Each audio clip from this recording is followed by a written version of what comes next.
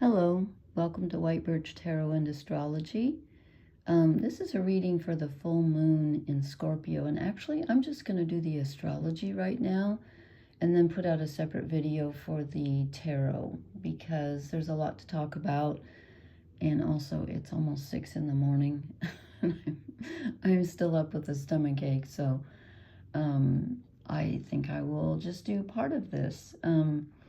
But there's so much going on, and I hope I can cover it all because this is a really intense full moon. I mean, this has been building, I think, for a while, and there's just so much going on. It's astounding, and I'm trying to figure it all out, and I'm not sure I can, but I'll do my best. But here's the moon at 22 degrees of Scorpio. And the sun is opposite at 22 degrees of Taurus. Okay, so we have, Scorpio is ruled by Pluto, the lord of the underworld. Scorpio is all about intensity, desire, this personal subconscious, sometimes power, intimacy, sexuality, what's hidden, but also what's hidden in the darkness that could be a treasure. It's not just like people, think it's all darkness. Well, it is dark, but it doesn't mean it's all bad. It's just hidden.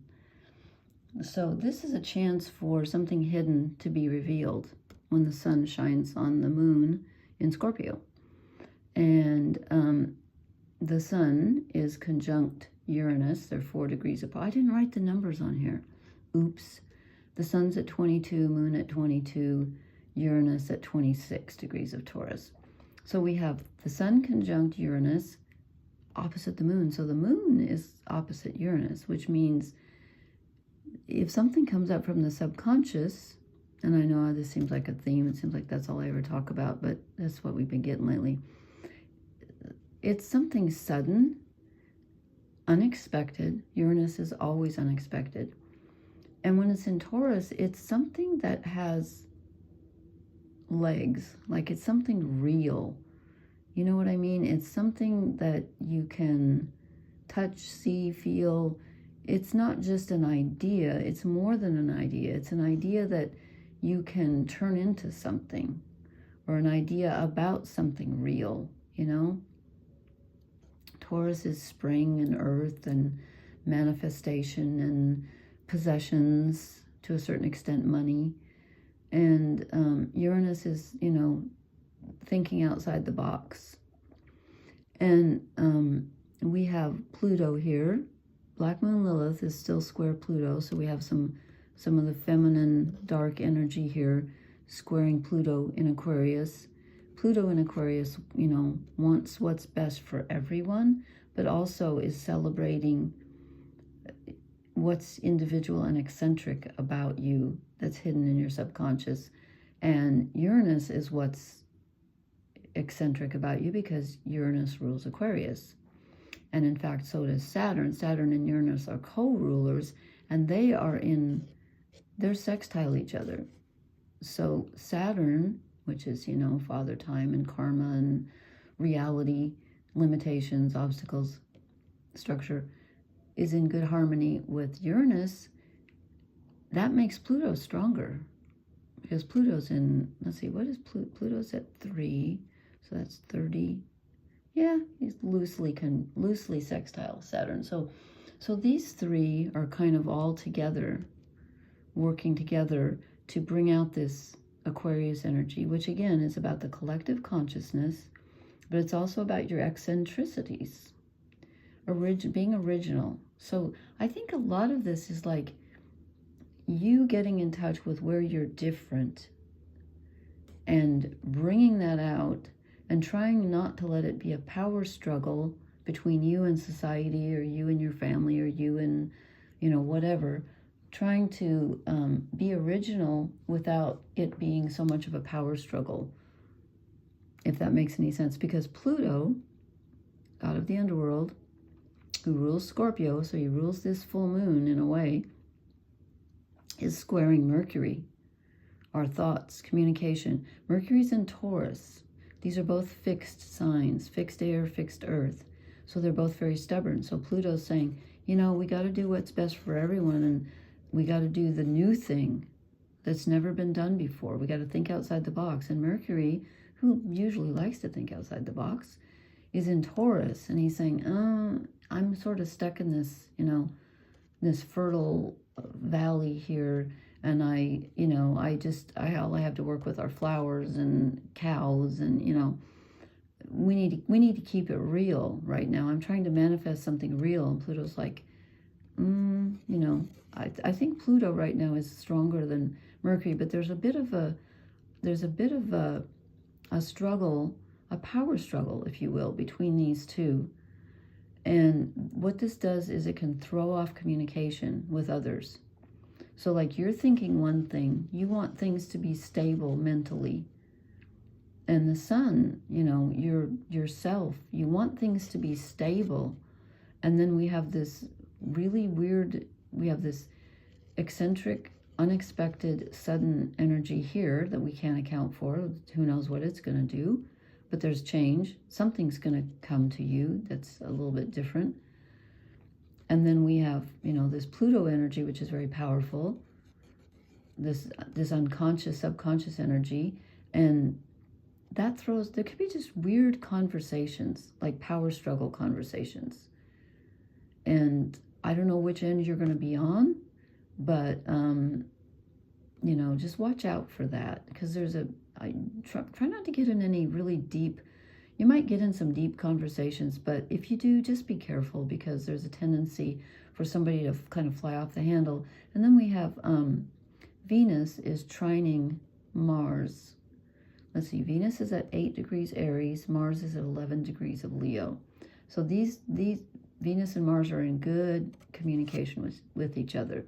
So the masculine and the feminine, you know, and she's relationships and he's desire. So there could be a romantic thing at this time, which is good, but boy, would it be intense. It would really be intense.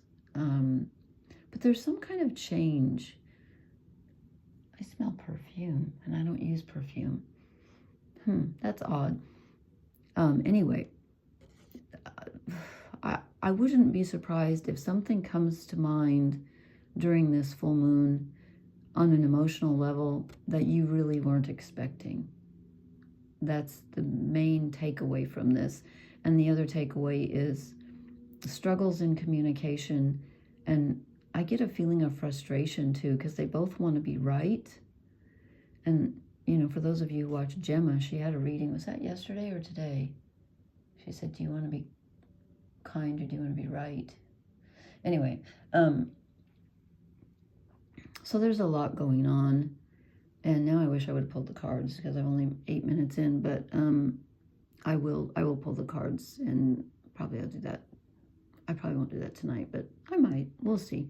I'll see how I feel. So what am I missing here?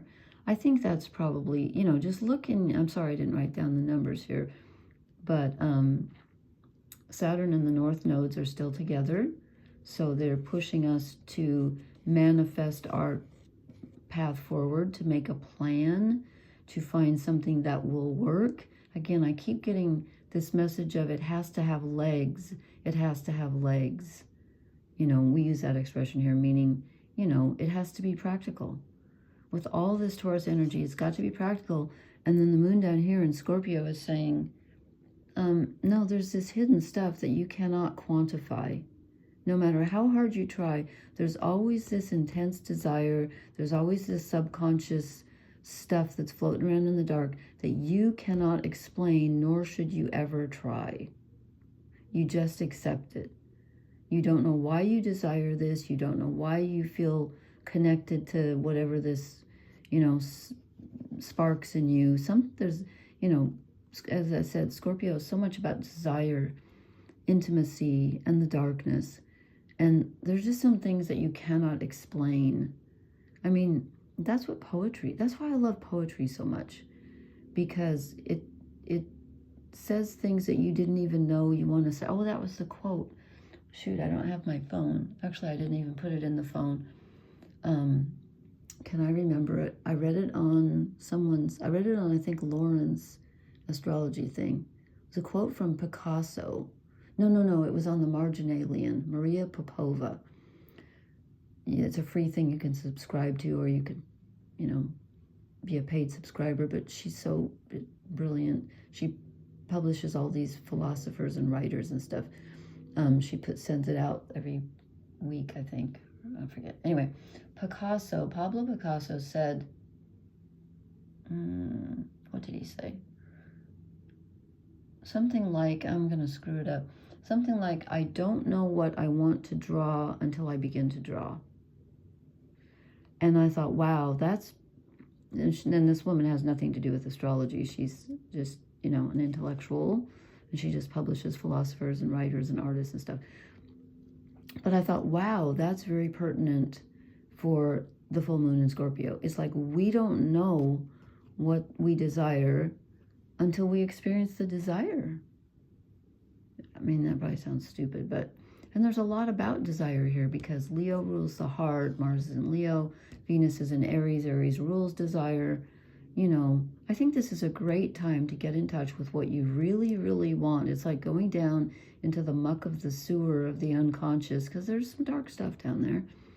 And you kind of feel around in the sea, pull the seaweed or whatever away, whatever's in there. I don't know why I'm under the water. Oh, because Scorpio is a water sign.